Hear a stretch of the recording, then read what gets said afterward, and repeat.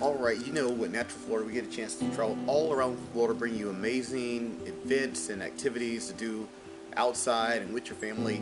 And this year we had a chance to go to some of the most amazing places. But one of my favorite places of all was the Downtown Disney Festival of the Masters Art Festival.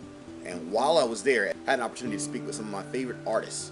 And I didn't get a chance to bring that to you because usually the show is just really quick and, you know, hit you with a few facts and a little bit of information about where we are or what event we're at. And I wanted to bring that to you. I was really impressed by an artist by the name of Judi Wood. She takes beads and literally turns them into like fabric. I really don't know how to really explain it. I'm going to show it to you, and she'll tell you a little bit about her process and how she got started, which is a really amazing story of itself, and a little bit about her experience at the Winter Park Art Festival this year, which there's a reason I didn't do any video on it, but I'm not going to ruin it for you. I'm going to show it to you right here. This is a little Natural Florida behind the scenes.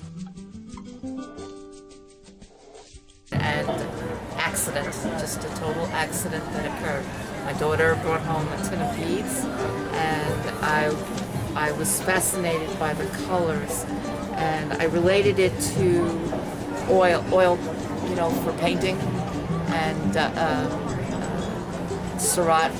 I was a big fan of the Impressionist period, and I immediately saw using the beads to paint and to do my work. And I started experimenting right away. I needle and thread, that's it. I don't graph, I don't sketch. Everything is done freehand. All the designs are original, and all of them are copyright. I want to protect my designs. That's very important to me. I'm self-taught.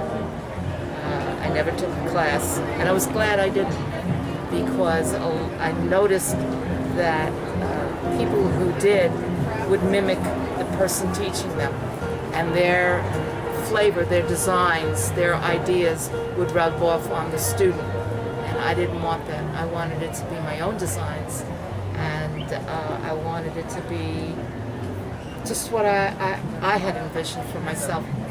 I had this piece chosen, and this piece chosen for jurying at this show, and it's called A Steady Heartbeat. And I was inspired by a visit to my doctor's office. I had to take a test for my heart because I was getting surgery on my eyes, and I was watching the machine chart my heartbeat, and I was immediately inspired to do this, just based on the steady heartbeat, and that's exactly what this is called, a steady heartbeat.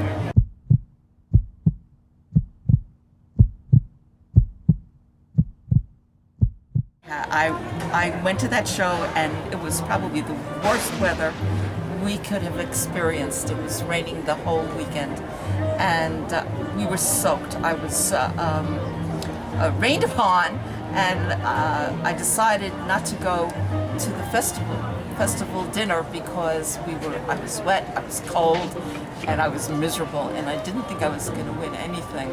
I've done that show now for 8 years, and in the 8 years I've only won the Honorable Mention or Merit Award. So I figured, oh, I'm not getting anything. So I went to my friend's house where we were staying, and she had a nice warm dinner waiting for us. I had a change of clothes, I had a cup of hot tea, and I said, I'm going back to her place. And I get a phone call from one of my friends at the show, at the dinner, and he says, I have good news for you. He says, I won a Merit Award, and oh, by the way, you won Best in Show. I was so upset. I said, I can't win. I can't bask in the glow of the win. I'm here. I love that I was in a warm house, but I wanted to be there to experience that, because I had not ever experienced it at that show. And it was quite a treat. And of course, I wanted the next day the clouds to part and the skies to stop downpour, so I could have the pleasure of, you know, talking to whoever about my win. And I didn't even get that. By 3 o'clock we were out of there. We just couldn't take it anymore. You got